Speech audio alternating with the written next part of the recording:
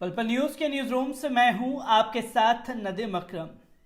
बीते 5 राज्यों के चुनाव को जीतने के लिए भारतीय जनता पार्टी साम दाम दंड भेद हर चीज का इस्तेमाल कर लेना चाहती है और इस बार सामने से आकर के नहीं बल्कि अपने गुंडों को छोड़ करके वो बड़े बड़े स्टेटमेंट दिलवाते हुए दिखाई दे रहे हैं।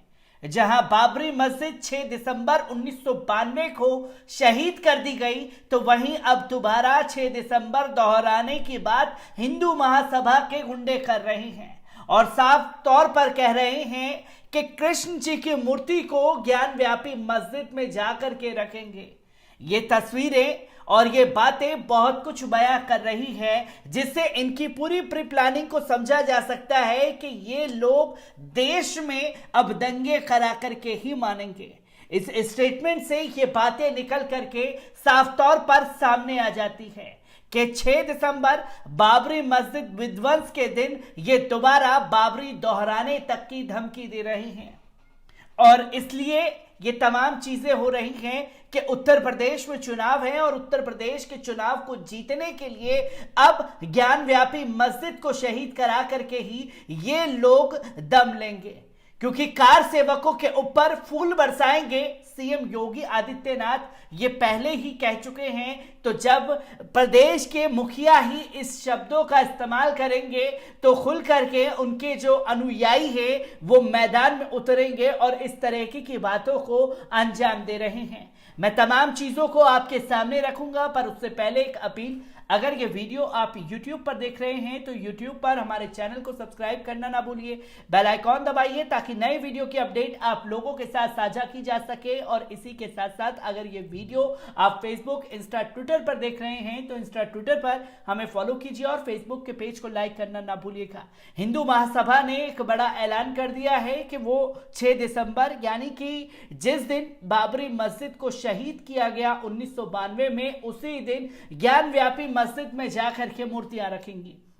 और इसके बाद से ट्विटर पर ट्रेंड चल रहा है, जहां 20,000 लोग जो हैं वो ट्वीट कर चुके हैं कि मस्जिद को किस तरीके से निशाना बीते 7 सालों में बनाया जा रहा है, ये किसी से छुपी हुई तस्वीरें नहीं हैं। और लगातार कभी नमाज का विरोध तो कभी हम देखते हैं कि दाढ़ी टोपी देख करके शख्स को पकड़ा, कभी गौ हत्या का आरोप तो कभी जय श्री राम के नाम पर उन्हें लिंच किया जा रहा है।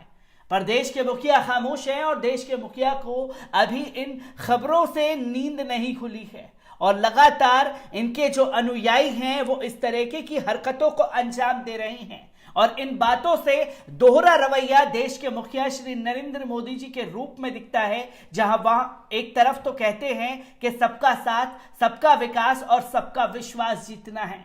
ये कैसा विश्वासघात किया जा रहा है, जहां मुसलमानों की मस्जिदों पर हमला करने की धमकी खुले तौर पर हिंदू महासभा के लोग दे रहे हैं। हिंदू महासभा ने क्या कुछ कहा है, पहले उनके इस बयान पर नजर भी डाल लें।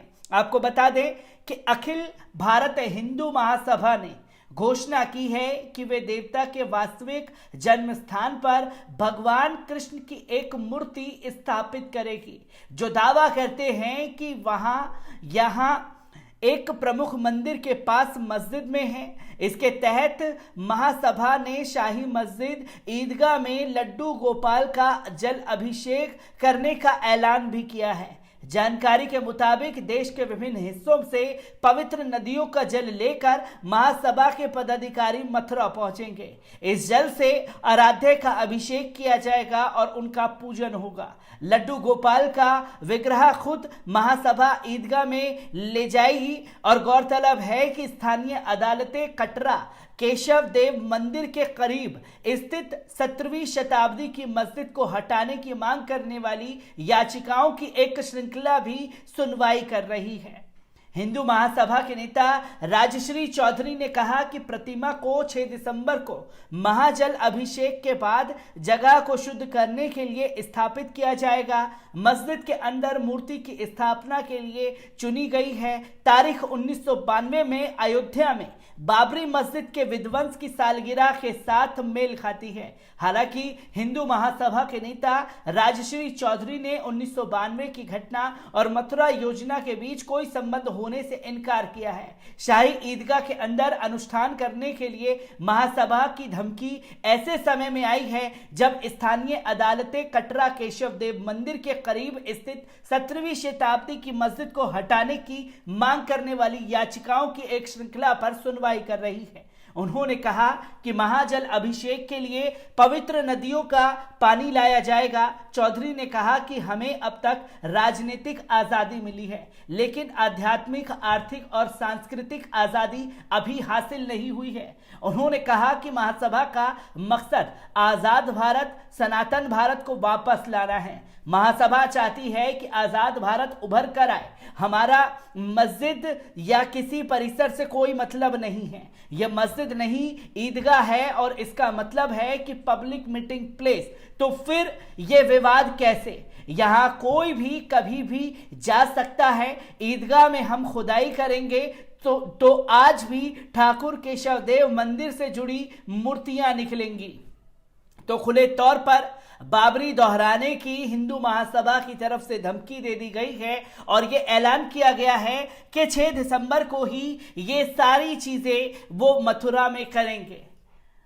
और सबसे बड़ी चुनौती भी खड़ी हो जाती है खासतौर पर पुलिस प्रशासन के लिए कि वो किस तरीके से रोकने में कामयाब होगी, क्योंकि 6 दिसंबर का जिक्र तो अभी कुछ ही दिन पहले सीएम योगी आदित्यनाथ जी ने अपने मंचों से किया था और ये कहा था कि 6 दिसंबर को लोगों के ऊपर जो है गोलियां बरसाई गई थी पिछली मियां भाई की सरकारों द्वारा। और अब अगर ऐसा कुछ होता है तो कार सेवकों के ऊपर फूल बरसाए जाएंगे, गोली नहीं। साफ शब्दों में देखा जा सकता है कि उत्तर प्रदेश चुनाव को जीतने के लिए भारतीय जनता पार्टी किसी भी हद तक जाने के लिए तैयार है, तो वहीं बाबरी दोहराने की धमकी जो है इनके आला कमान नेताओं द्वारा दी जा रही है। और साथ ही साथ एक ट्वीट भी बड़ी तेजी से अलका लांबा का वायरल हो रहा है, जिसमें खुल करके अलका लांबा ने लिखा है, सच्चे हिंदू, सच्ची भारतीय वर्सेस हिंदुत्व।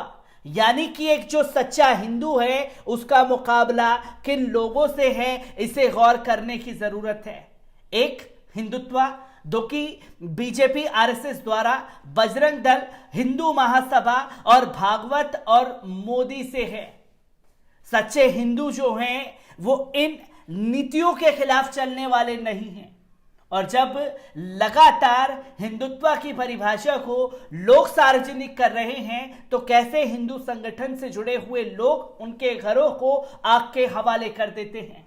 जीता जागता उदाहरण हमने सलमान खुर्शीद के रूप में देखा, तो वहीं अब दोबारा हिंदू महासभा जो है 6 दिसंबर के दिन बड़े स्तर पर दंगे कराने की योजना बना रहा है। मैं ऐसे ही खबरों से आपको रूबरू कराता रहूंगा। दीजिए इजाजत, शुक्रिया।